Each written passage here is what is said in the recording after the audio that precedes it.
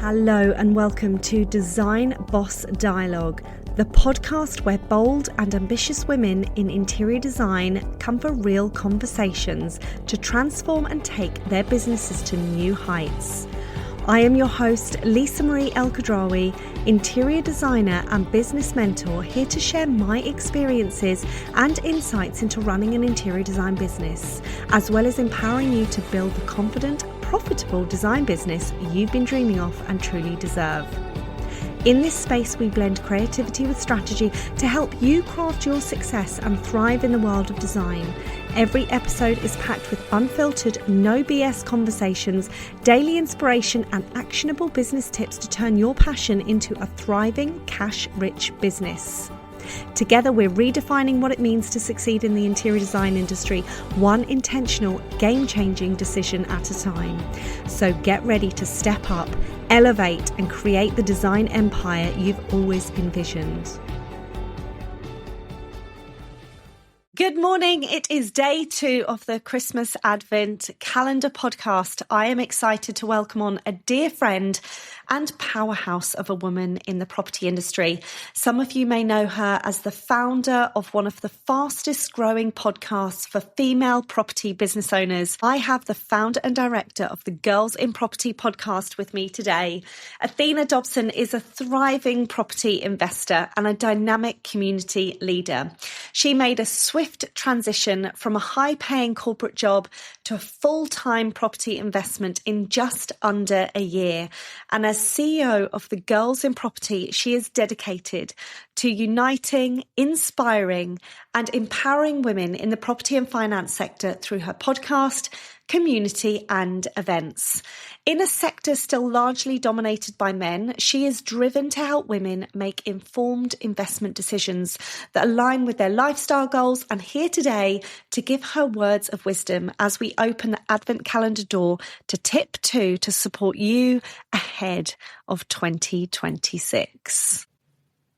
Today I am joined by Athena. Welcome to the podcast. Thank you. Hi, Lisa. Happy Christmas. Happy Christmas. I finally get you back on my podcast because earlier on in the year, I had the pleasure of coming onto the Girls in Property podcast. And now you are on mine. Welcome. Thank you. I know, I'm super excited. The thing is, me and you could talk for hours and hours. So hopefully today what we've got to do is just give loads of golden nuggets and just have some fun. I mean, I can't believe, are we allowed to say like happy Christmas with it being so early into the 2nd of December? 100%. The trees went up at the weekend. Like, we're fully in December mode. We've got this. We can say happy Christmas. I love it. Chocolate advent calendars, the lot. And with it being day 2 today, we are here to talk about advice, tips, value for women to take into 2026. But I want the listeners, I know how amazing you are. When I met you in the summer and we instantly just put the world to right and gel. But I want everyone to know you. Tell us who Athena is. Okay, my goodness, I'll give it a go. So my name's Athena Dobson and I am the founder of Girls in Property. So this is for any woman who is looking to get into property, finance, construction and business as well, as of course property is a business at the end of the day, which we're going to be talking about more today. My main passion is travel. So I used to be a premium travel consultant for 7 years of my life. COVID hit back in March 2020, and as a result of that, I literally was furloughed overnight. I lost my job. Boris came on the screen, told us all to stay at home, and literally this well-paid, secure job where I relied on one source of income, did what everyone told me to do, get a job, go up through the ranks, just gone in the click of a fingers. So as I was doom scrolling through Facebook one day, I came across a property education company, which was a 2-day online course for £99. I did the course, I did a lot of free education, and then I actually took all of my savings, which people told me not to do. They said, no, save it for a rainy day. And I said, no, I'm going to go invest in my future. And I went and bought my first ever buy-to-let, my first ever property in Bournemouth, which I still have to this day. And then I went through learning all these different strategies, such as rent to rent and cash flowing strategies and managing properties. And I was actually able to replace my income through property in just under a year. So phenomenal. phenomenal. I think I did it in about 11 months and so many days, but it was just under the 12 mark. That was my goal. I set myself a goal.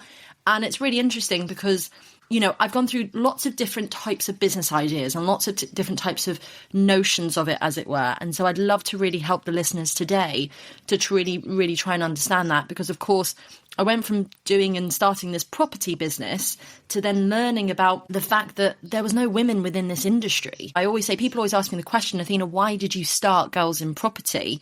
And the reason is because the first networking event I ever went to, there was 45 people in the room and only 3 were women, including myself.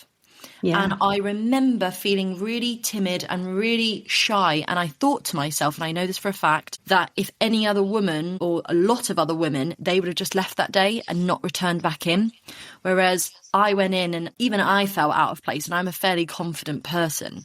I remember thinking to myself, right, I want to find a property network for women. I want to find a female podcast for women within the property space. Back in 2022, when I was doing this, there was absolutely no female property networks for women in the property sector, no female podcasts for properties. There was one in New Zealand, but none in the UK. So we started the first ever Girls in Property podcast, January 15th, 2023.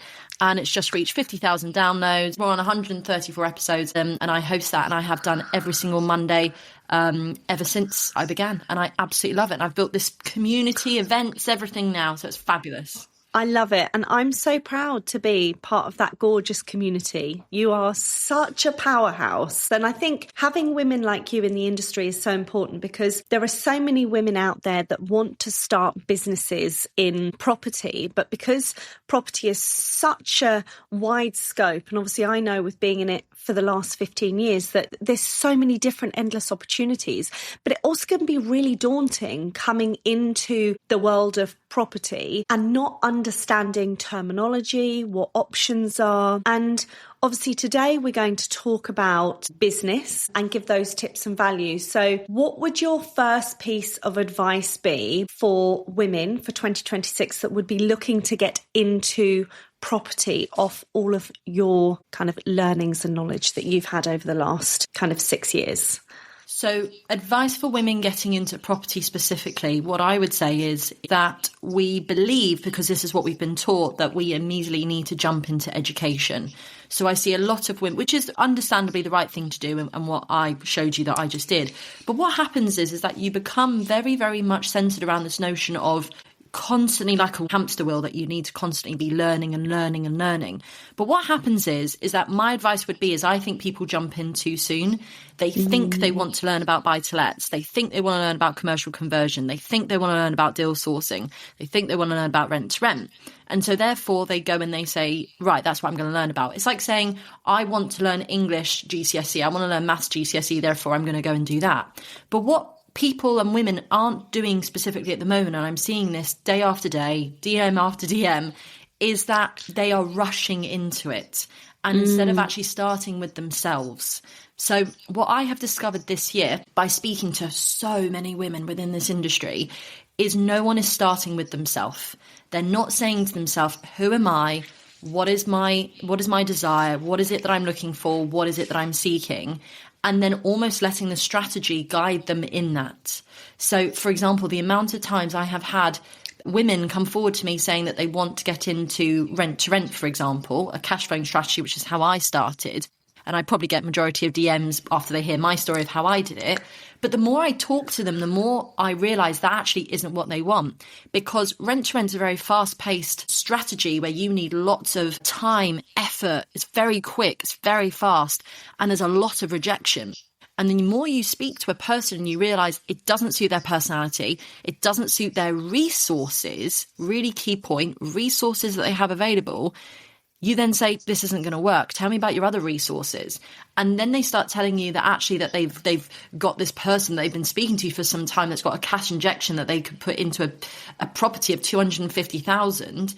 I'm like, okay, so why are we talking about cash flowing strategies here when we could be talking about lump sums? We could talk about other things. And they're like, oh, I never even thought about that. So my top tip would be, in a very concise manner, start thinking about your resources and don't just rush to buy a course. Start with yourself first. And then once you know, and then you use your money effectively with the course that you learn, and then you can implement straight away, you are going to absolutely fly and use your money in the best way. I love that. I love that so much. And do you know what? You can see from your journey of what you've done and how you've pivoted from one career into different businesses that you really love. You really love what you do. And I love that because I can see how passionate you are behind your businesses. It's not a hobby, it's a physical business. And I wanted to touch base on this because you and I meet so many women on a daily basis in these industries that they are sadly running glorified, expensive hobbies and they're desperate to turn it into businesses. What's your take on that? 100%. And to be honest with you, Lisa, I think we're all guilty of this. Because 100%. When you first start, it is essentially a concept. It's not a business, it's a concept. It's a dream, and it has to start as that. That's where we all start. And I think too many people rush to try and turn their dream into this 6-figure, 7-figure, multi-million pound business. And I'm like, whoa, stop. Let's go back to the beginning. Hold the horses. Don't go too fast. So I think what happens is that they do become these glorified hobbies. And let's face it, for a majority of people, myself included, for the first part of when I was trying to leave my full-time job, my property business was effectively a glorified hobby because I had a full-time job that I was in and I was trying to almost do a bit of this property business where I could, and I could almost squeeze it into my day-to-day life. And therefore, that's not a business. You just have 2 jobs.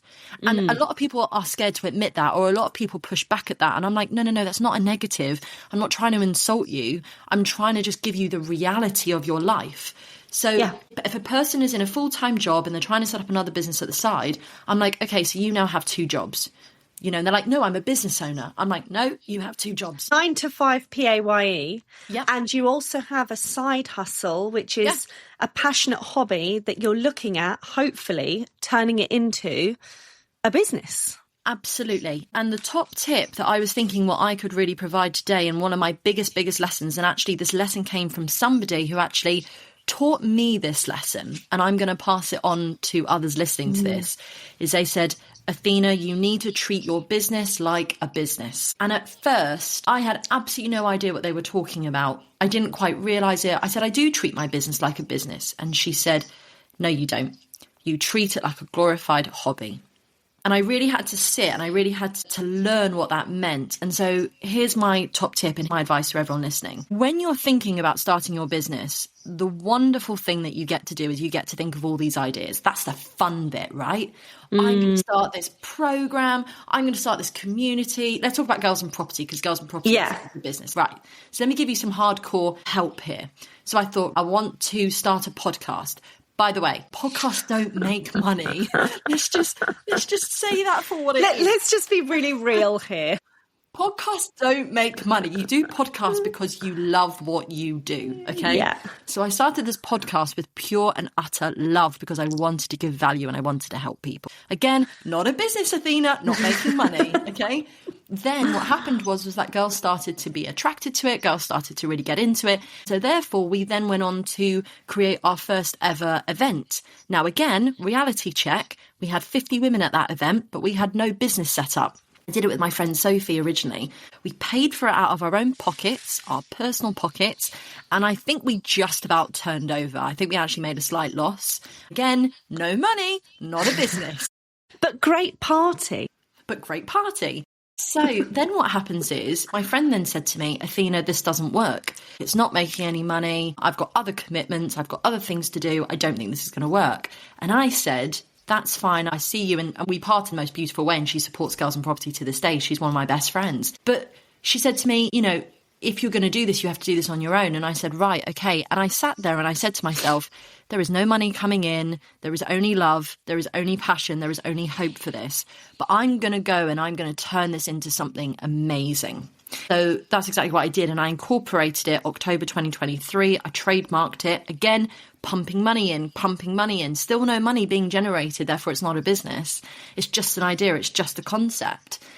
And so I thought, right, now what? And from there, I put on my first ever big event for 80 women.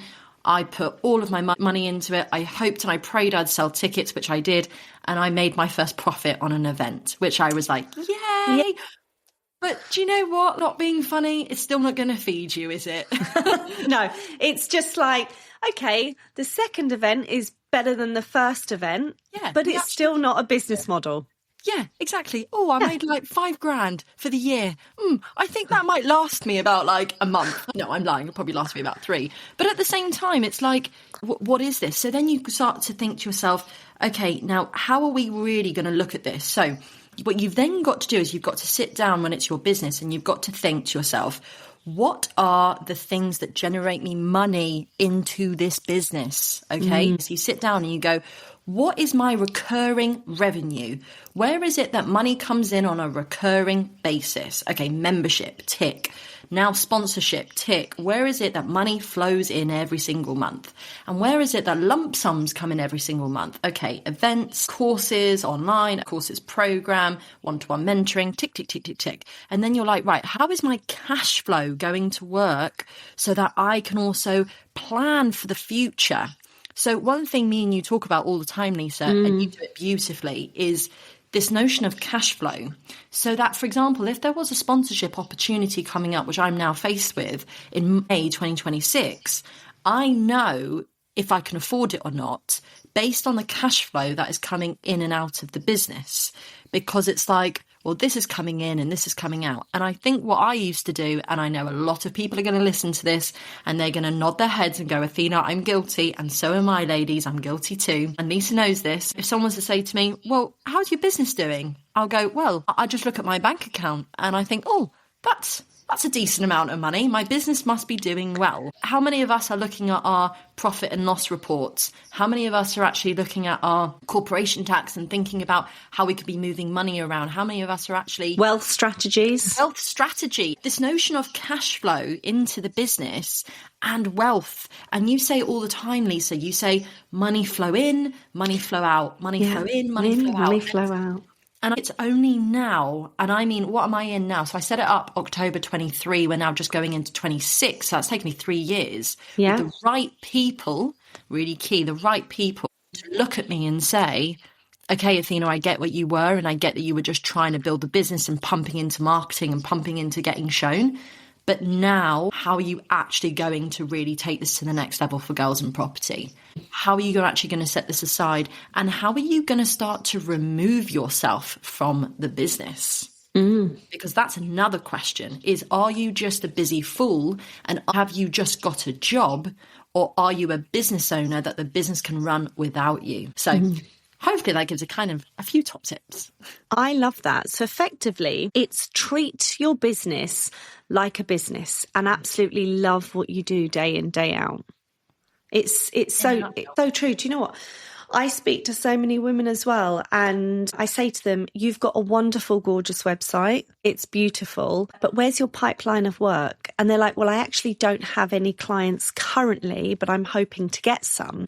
And I'm like, okay, well, if there's no pipeline of work there, or you don't know what you're going to be working on, or deals or projects or client, what's your forecast looking like next year? What's your 2026 forecast, whether that's the first quarter or from 2026 going into 2027? How much money do you want to make? Oh, well, I don't really know. And I'm like, okay, well, what are your services like? Well, they're a bit of this, bit of that. So you kind of know your services, but you don't have a cash flow forecast. You don't know what you want to predict for the next financial year. Talk to me about your marketing and visibility strategies. Well, I don't really have anything in place. So then we turn around and have other conversations, and I'm sure you have them all the time as well. And we regularly talk about this, like we'll meet up in London and we'll have these gorgeous mastermind days together in our business about solid foundations. You have to build a business on solid foundations, don't you? having a business that you absolutely love to drive and get you out of bed in the morning and keep alive, it has to be built on solid foundations. And if you don't understand those, then you effectively don't have a business model. Yeah. And do you know what, Lisa? I'm listening to you there and I'm thinking to myself, what's also important to say is it's very easy for us to sit here and say, this is what you should do and this is how you should do it. But I just had a moment there as you were speaking where I remembered myself when I first started. And the reality actually is, ladies, like, let's just face this, is it's very difficult. It's very difficult because we're not taught business at school. No one's taught it. We're taught like Pythagoras' theory.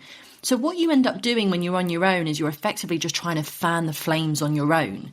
Because let's face it, when you start a business, you can't afford staff. So you literally are. The other day I was listening to a podcast and someone said when you start a business, you have 180 different roles within your business. And I was like, that sounds about right. Yeah. Wear all the hats. Yeah. And I was just thinking about me at the start there as you were speaking. And I was like, if I was listening to this podcast now and I was at the start of my journey, I'd want someone just to say, hold on a second. It's actually really difficult to do because you need to just throw yourself into exposure to it and letting people know that you even exist. Yeah. And like, there's only so much energy you can give. So I think what I would say to people is this, and this is certainly what I did, 100%. My advice would be, there is no point being the best kept secret. Yeah. It is a waste of your time. You could have the best website, you could have the best logo, you could be actually the best property investor, the best interior designer, you could be that. But if nobody knows that you exist and nobody is there to buy your services, what's the point? So actually my advice would be, worry about what we're talking about maybe in a couple of months and maybe down the line. And for now, just get yourself out there. Just get yourself exposed because let's face it, you can't start thinking about managing your money until you make money. So my top tip would be treat your business like a business and actually just really, really go for it. Market yourself and visibility and getting yourself out there. And I'll tell you another top tip, which is treat your business like a business. And I think this is what my mentor actually was really trying to say to me was, when you're a business owner, there is no office. There is no, here's my office hours, here's my cutoff, here's this. Almost become 24-hour business owner. So I'd be responding to DMs, for example, at 11 p.m. at night, 12 p.m. at night, 1 a.m., 2 a.m., because let's face it, as entrepreneurs, you're always awake. And she was saying to me, you're not treating it like a business. You're treating it like you're just chatting to your friends. And she's like, you're teaching them bad behavior. You're teaching them that there are no boundaries with you. And actually what you should be doing is you should be saying, this is a business. This is Girls in Property. You can't get access to me at 12 a.m. in the morning. You can gain access to me from Monday to Thursday, 9 till 5:30. Thank you very much. Off I go and I live my life.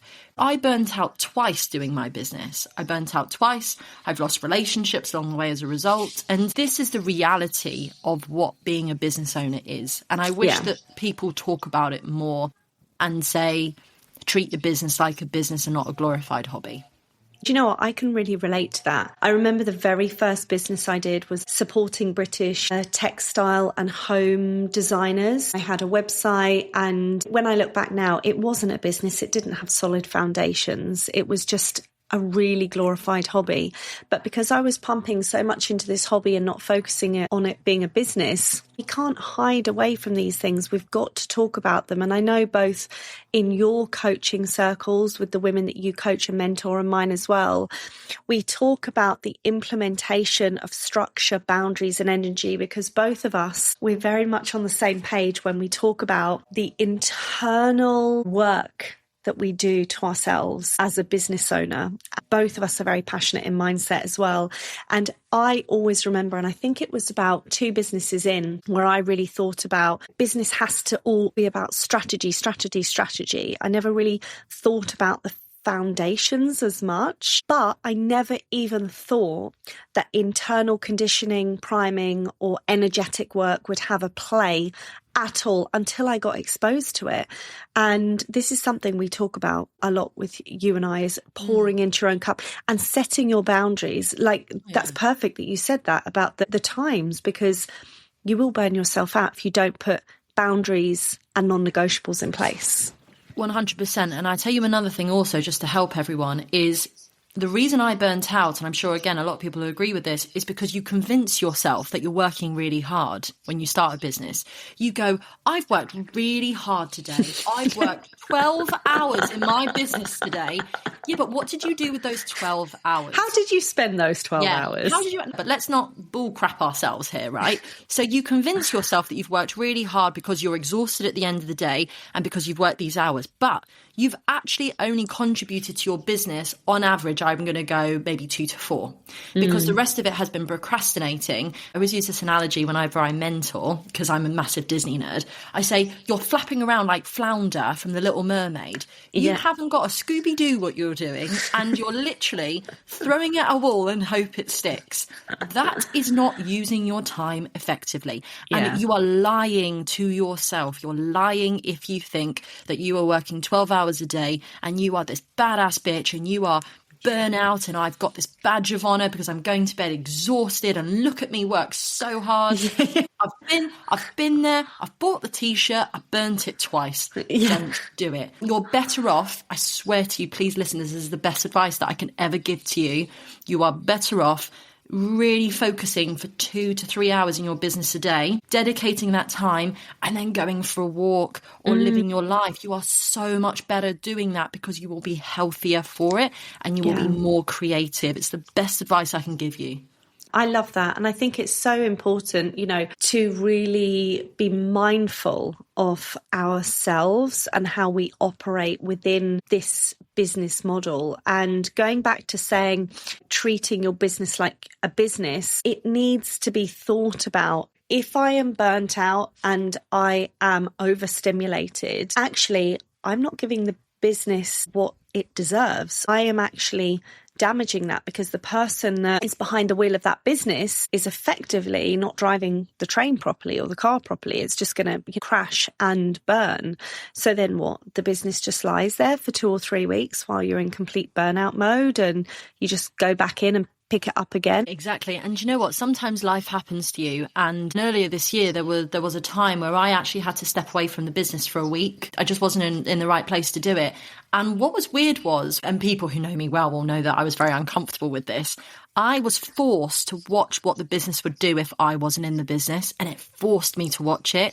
And I'm now in the position where, because of cash flow and because I structured the business in the right way, I'm able to hire in a team. And that team literally picked me up and went, off you go, we've got this. Yeah. And they did the calls, they did the structure, they did the emails. I'd look at my emails thinking, oh my God, what am I going to come back to? It was done because they were the business and the business can operate without me.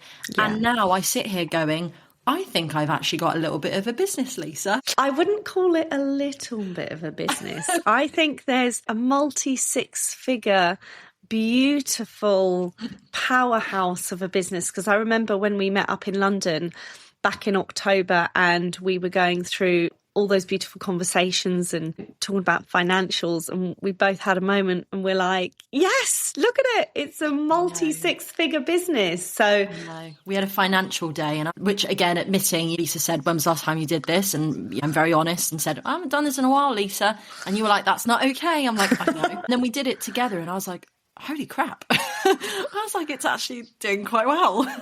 It is doing amazing. I love it. And it's because you treat your business like a business and that you really love what you do.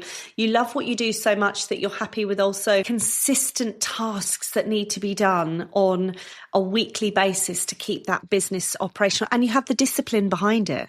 Well, this is the thing. I see it so many times. I really do. And this would be a tip to you if you're listening to this today as well, is if you're sitting there and you've got this business, you feel like you're pushing it, you feel like you're forcing it, you feel like something just isn't working and something isn't clicking, my advice to you would be to sit very, very quietly on your own and really think to yourself, do I love what I'm doing? Do I love this business? Because I'm telling you, that's where you've got to start with this. It's not that the clients aren't there. It's not that it's the wrong season to be selling in. It's not all these excuses that you come up with. It's because you don't love it. Because if you loved it, on those days that get really tough, because let's face it, as entrepreneurs, we have not chosen the easy journey here. We've chosen a bloody hard journey. On those days where it gets really tough and you think, I can't do this, I can't go on all of this, bit of Celine Dion there, what you actually think to yourself is, but I love what I do. And, it's why I started the podcast. I didn't start the podcast to make money. I started the podcast because I love giving value. I love talking to people. I didn't even know who was going to be listening to it, Lisa, but I knew that I had this purpose and this drive. And from there now, the podcast has taken a life of its own. And of course, you're sponsoring the podcast. And I know. It's amazing. If you don't start with love, and if you don't start with you and your mission and your purpose, what even is the point? And I'll tell you this, I remember there was a moment, someone said to me, Athena, when did you know that you wanted to get out of the rent-to-rent business? Because I built this business up, and it was my friend who turned to me and she said to me, you don't want to do this anymore. She's like, I can see it in you. She's like, your love has gone for this. And I said, 100%. I don't want to manage tenants anymore. I don't want to be in the rain waiting for viewings for people that tell me they're going to be there in 10 minutes and then tell me they don't come because it's raining. I don't want to deal with landlords who speak, badly to me and deal with all the rejection. I don't want to do that anymore. I want to build my business that cash flows me money, and then I want to build wealth through property, and I want to build assets. And as soon as you sit there quietly and you say, what do I want? What's right for me? And by the way, different seasons, different aspirations, like know that seasons come and go and be aware of that. You don't have to stay where you are. You can pivot. But if you sit quietly and listen intuitively to yourself, it will guide you. So I just want you to know that just because you've started something, it doesn't mean you've got to go there. And sometimes it takes a person to almost, and I hope this gives you that in this moment, it almost gives you permission to say, you don't have to do this anymore. I know you've put money into it. I know you've put a year into it. I know you've put even 2 years into it. It's okay to let it go. There's better things out there for you, and you will find your thing. It doesn't have to be this, because if you can't get through those tough days because the love isn't there, and you can't get through those days where you think, no, I've got my purpose, I've got my why, I've got my mission, you should not be doing what you're doing. And that's my opinion. I love that. I really love that. And I think so many women listening to this today, and men, are going to take all of that away into 2026 with them, and maybe even over the Christmas period, really sit and think, what do they want in their businesses from 2026? And how do they want to be ending the year? And actually, if they've spent 2025 with the intentions they set at the beginning, and those intentions have still not been fulfilled, then maybe that's a little graceful permission card to say it's okay to step away and pivot and do something else. So yeah, before we wrap up, what's the one last thing you would like to leave the listeners with today? Happy Christmas. Have a great festive break, and make sure that if you're with your family, you enjoy it as well. Remember why you're doing it. There's no point sort of all the hustle and the grind if you don't also enjoy it. So like I said, don't do the 12 hours in the business. Nobody can hold the concentration for that long. Have your time. Really think about your energy. When are you the most productive? Are you better productive in the morning, the evening? When is that time? Get an egg timer, use your time productively, and then dedicate yourself. When you're working, you are working. When you're a mum, go and be a mum. And don't have this guilt between the two of them. Don't go, oh, I'm with my children, I feel guilty about the fact I'm not working. And then when you're working, be guilty about the fact that you're not with your kids. Like, that is no life to lead. Just go and dedicate yourself in that moment to who your identity is in that moment, and go and have the best Christmas. This is the perfect time to recalibrate, the perfect time to think about things. Treat your business like a business, set those boundaries for yourself, for others, and just go and be absolutely fabulous. And if you need anything, you know I am, and I'm sure that we'll share all of the socials, and you're happy to reach out to me. Yeah, I love that. Thank you, Athena, so much for coming onto the podcast. Have the most amazing Christmas, and I cannot wait to see you and support you and be part of your journey in 2026. Amazing. Happy Christmas, everyone, and check out Girls in Property. See you Absolutely. soon. And Athena's details will be all on the show notes. So head to the show notes and you can see where you can follow Athena in the Girls in Property. There'll be a link to her podcast. Dive into it. There is the most amazing episodes full of information to get you started in the property industry. And happy Christmas to all our gorgeous followers. We will see you for day 3 back on the podcast tomorrow. Take care. Thank you so much for tuning in to this episode of Design Boss Dialogue. If you love what you heard, then please share the podcast with your friends and any women that could do with a dose of empowerment just from me. I would love to hear your thoughts around today's podcast with your key takeaways and wins, because your feedback means everything to me. Also, don't forget to leave a review as well as hit that follow button so you never miss out on any inspiring conversations with me or any other trailblazing women I have on. Stay tuned for more exciting episodes, and remember, unleashing your inner design power and unlocking your true potential is only a click away. See you next time.